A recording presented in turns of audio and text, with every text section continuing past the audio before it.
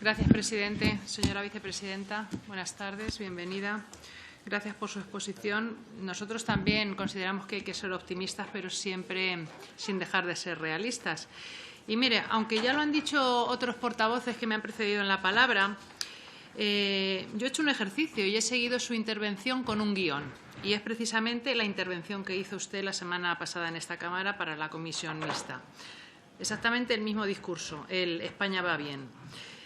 Imagínese usted, no es que yo esté criticando lo que usted haya dicho ahora mismo, sino que diga lo mismo que la semana pasada, ¿no?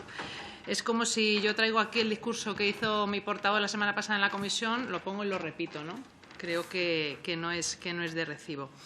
Que 7 días venga usted y nos cuente exactamente lo mismo, cuando además, porque claro, usted pidió la comparecencia a petición propia para efectivamente hablar de la implementación del plan de recuperación, cuestión que ya hizo la semana pasada y que lo explicó ampliamente, igual que ha hecho hoy. Pero es que además, como ha dicho también la diputada Ana Oramas, había otros 19 puntos por los que usted ha pasado prácticamente de puntillas y algunos pues ha considerado que no merecía la pena contestarlos o que ya no procedía, ¿no? Pero concretamente nosotros del Grupo Parlamentario Vox solicitamos su comparecencia para varios asuntos que son para nosotros, entendemos que importantes, ¿no?, de trascendencia.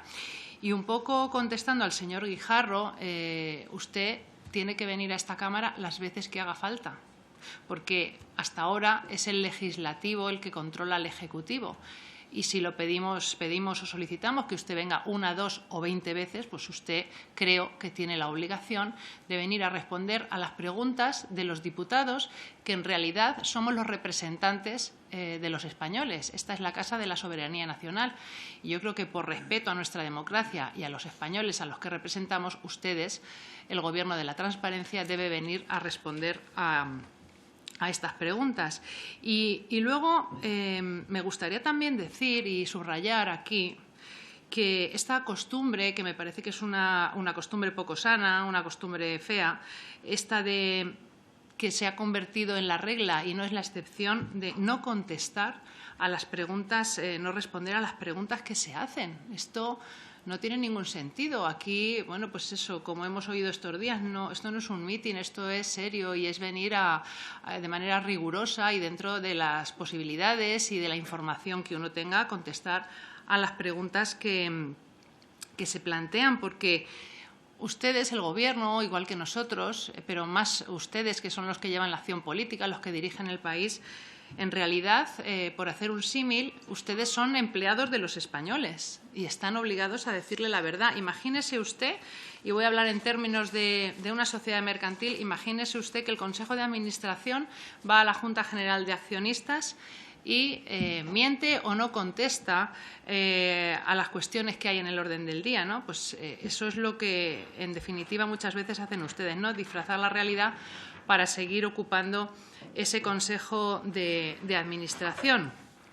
Y mire, respecto de los puntos de los que yo le hablaba antes, que el Grupo Parlamentario Vox ha solicitado, para los que ha solicitado su comparecencia, hay 3 puntos, el 6 y el 12, que vienen un poco a decir lo mismo, concretamente no ya sobre la dimisión del Instituto Nacional de Estadística, ¿no?, del presidente, perdón, sino sobre los cambios metodológicos, ¿no?, en los cálculos del IPC y del PIB, las consecuencias que esto puede tener a corto, medio y largo plazo, ¿no?, esa interpretación de los datos, si estamos hablando que pierden homogeneidad, y máxime cuando el problema económico fundamental que tenemos en España hoy es la inflación. Y el IPC creo que es bastante importante, ¿no?, cuando hablamos de inflación, es fundamental. Yo creo que este es un tema por el que no se puede pasar de puntillas, ¿no? Y luego otra cuestión también que me parece relevante y que hoy precisamente, entre ayer y hoy, hemos conocido en la prensa 2 noticias que nos gustaría pues que también nos aclarase un poco, ¿no?, en cuanto al resultado de esa misión, ¿no?, de la misión de la Comisión de Control Presupuestario del Parlamento Europeo, sobre, como ha dicho ya antes la portavoz de Ciudadanos, ¿no?, se aprueba una resolución que insta a la Comisión a la tolerancia cero con el tema de la corrupción. Cuando en España hace 2 días hemos sacado a empujones del Código Penal, rebajando el delito de malversación, pues nos gustaría que nos contestase ampliamente sobre su opinión o qué piensa el Gobierno, a qué puede suceder si efectivamente esta rebaja por las penas de malversación que excluyen a aquellos delitos en los que se considere que efectivamente ya los malversadores no han utilizado el dinero para beneficio propio, si esto puede de alguna manera influir negativamente en que España siga siendo beneficiaria o receptora de fondos europeos. Y por otro lado, también nos ha sorprendido la noticia de la fiscal Laura Kövesi, la fiscal europea, en relación a, tacha de alguna manera de falta de cooperación al Gobierno de España, en concreto al Ministerio de Justicia, al que dice que envió una carta en el mes de octubre para cerciorarse si efectivamente el Gobierno de España, en este caso el Ministerio de Justicia, iba a colaborar o a considerar que efectivamente esta comisión de control tendría las competencias necesarias para investigar todo lo relativo al mecanismo de recuperación y a esos fondos. Pues sobre estos temas nos gustaría que nos hablase. Y como le decía antes, en cuanto, aunque hoy ha dicho que su discurso no es triunfalista y demás, pero bueno, yo creo que sí, ¿no?, que nos ha mostrado un poco el lado positivo, ¿no?, y da la sensación que usted ha pasado de ser una gran economista a ser un poco más propagandista, ¿no?, y hacer publicidad de propaganda política del Gobierno. Y mire, le voy a poner, se ha contagiado usted, como decía estos días el profesor Tamames, del síndrome de la Moncloa. Mire, le voy a poner un ejemplo, no lo digo de manera gratuita. Ustedes, por ejemplo, se autoproclaman el Gobierno más feminista. ¿Qué hacen por las mujeres? Me voy a centrar en temas económicos única y exclusivamente y que tengan que ver con el mercado de trabajo. De otras cuestiones ya hemos hablado suficiente y no es el momento ni el lugar para hablar de ello. Mire, por ejemplo, rebajan pensiones a las mujeres que han sido madres, limitan los incentivos a la contratación, por ejemplo, para cubrir vacantes por bajas de maternidad. Yo creo que esto no es ser un gobierno feminista. Luego hablan que también se autoproclaman como el gobierno más progresista y entiendo que se refieren pues a esos avances en derechos y libertades de los que ustedes hablan. Ustedes son el único gobierno que han prohibido trabajar a la gente, que han suspendido derechos y libertades de manera inconstitucional, porque así se lo ha dicho un tribunal, prohibiendo a la gente salir a la calle e ir a trabajar, ¿no? Y yo creo que nunca el fin justifica los medios, porque es muy peligroso que un gobierno diga a sus conciudadanos que lo que está haciendo, aunque se salte la ley, lo está haciendo por su bien. Imagínese que el Gobierno mañana considera que los españoles no sabemos invertir nuestros recursos y nos expropia las cartillas de ahorro por nuestro bien, ¿no?, porque nos los va a invertir mejor. Esto creo que de demócrata tiene poco, ¿no? Y luego, bueno, pues si, como le estoy diciendo, en derechos y libertades no avanzamos, no somos progresistas, vamos a ver si en cuestiones económicas, que es de lo que aquí se habla, ¿no? Por ejemplo, ¿estamos mejor ahora que cuando llegaron ustedes al Gobierno? ¿Hemos progresado? Pues mire, la deuda pública hoy es mucho mayor y cada español, no cada familia, cada español debe hoy 5.900 euros más que cuando ustedes llegan al Gobierno. La presión fiscal ha subido 3,7 puntos desde que ustedes llegaron al Gobierno. El nivel de renta disponible de las familias, no sé si a pesar de sus medidas o por culpa de ellas, es la que más ha caído en las economías de la OCDE, un 7,8% desde el final de 2019. Estamos en niveles de renta de 2015. España es líder en pobreza dentro de Europa, detrás de Rumanía, Bulgaria y Grecia. En cuanto a la creación de empleo, la EPA contabiliza ya 2 trimestres destruyendo empleo, algo que no ocurría desde 2013. Y habla usted de logros cuando los datos de las cuentas de cotización de la Seguridad Social, que son los que más se acercan a la realidad del mercado de trabajo, evidencian la destrucción de tejido empresarial, 68.000 empresas menos. En cuanto a la pérdida de calidad de vida de los españoles, se ha coronado con el aumento de los precios, como hemos dicho, con la inflación. Y a pesar de sus medidas de diciembre, los precios siguen subiendo. En cuanto a los tipos de interés que han subido, pues efectivamente, aunque son los mismos para todos, no todos los países pagan lo mismo. Y precisamente nosotros tenemos una economía sobreendeudada.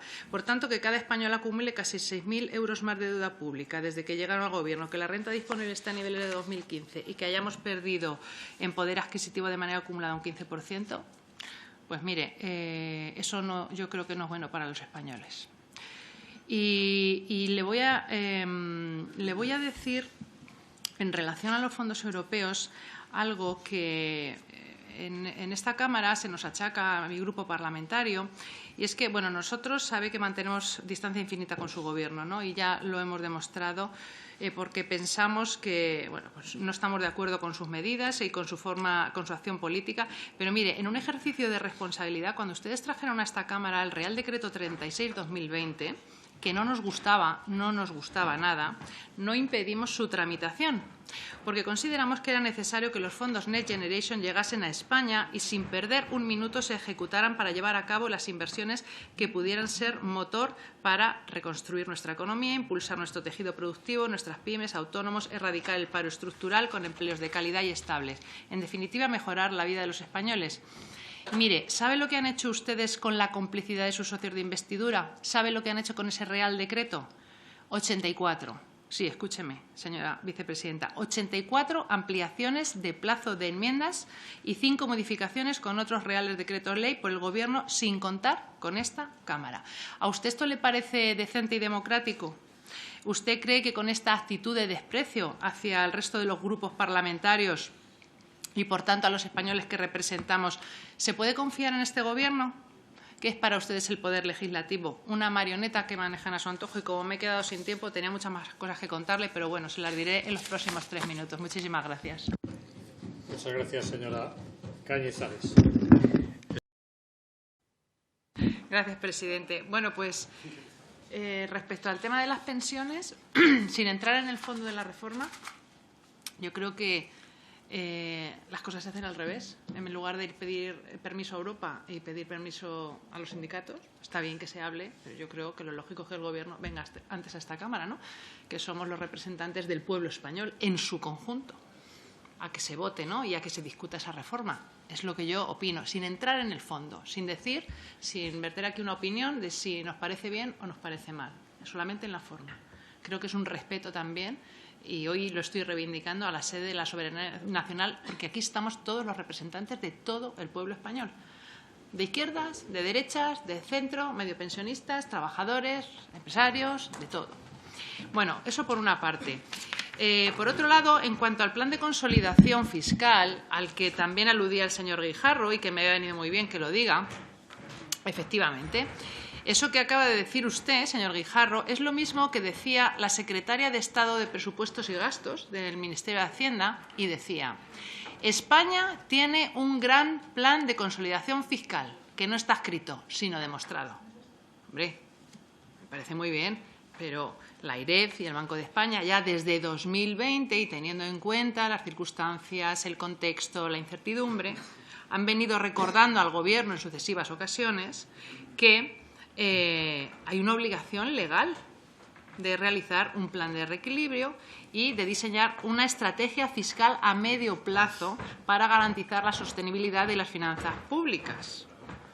De eso es de lo que estamos hablando. Y estamos hablando de consolidación fiscal, no de recortes, sino de eficiencia en el uso de los recursos públicos. Y yo pregunto que ese reclamado plan de reequilibrio, aunque, señora vicepresidenta primera, no sea su competencia, de su ministerio, sea el Ministerio de Hacienda, pero bueno, ya que está aquí, si nos pudiese aclarar, ¿no?, cuál es el motivo de esa negativa a realizar a traer ese plan de reequilibrio, ¿no?